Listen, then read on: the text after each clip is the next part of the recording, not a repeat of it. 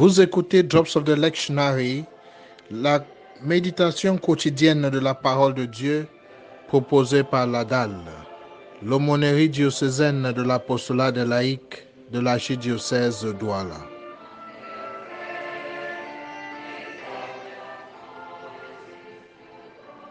Esprit de Dieu, accompagne-moi dans cette méditation de ta parole. Ouvre mon cœur et mon esprit à ta volonté. Amen.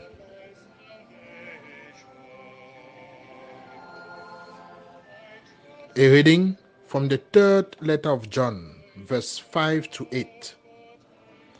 Beloved, you are faithful in all you do for brothers and sisters, especially for strangers. They have testified of your love before the church. Please help them in a way worthy of God to continue their journey.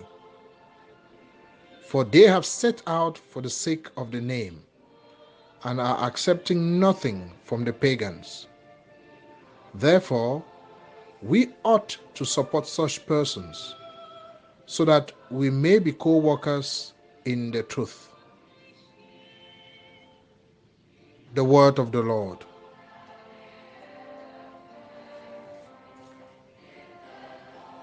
My brothers and sisters, we have come to the end of a series of readings taken from the Catholic epistles.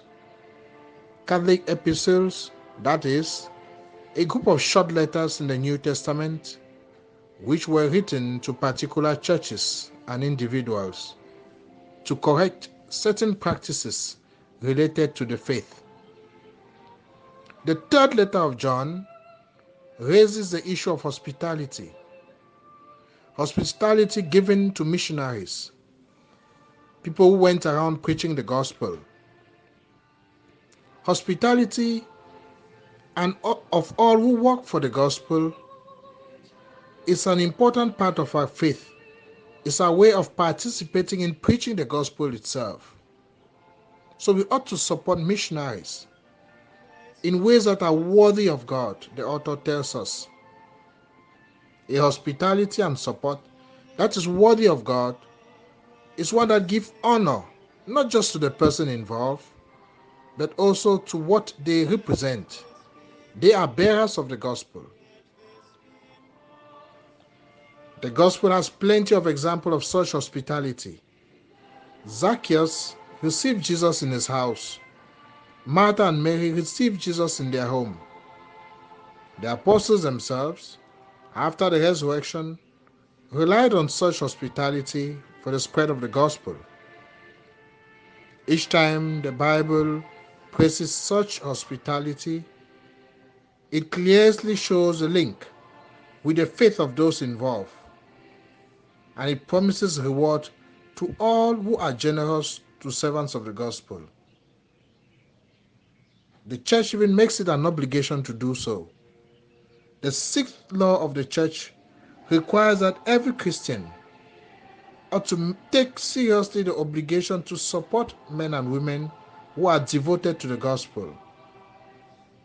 This makes the payment of Christian contribution cards and tithes and regular offering essential aspects of practicing and living the Christian faith. When was the last time that I made a significant contribution to the church to support the clergy and the catechists? Do I pay Christian contribution cards regularly? Do I see the link between the support that I bring to the church and my role as a Christian in preaching the gospel in the world? What is my attitude towards Christian giving, known by some as tithing? It is not an obligation for sure, but tithing is a way of reminding ourselves of the religious duty to support those who work for the gospel. Let us pray.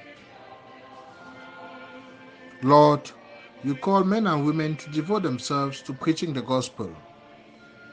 Inspired by my faith in you, may I be always generous in supporting them in all they do, as a way of participating in preaching the gospel myself.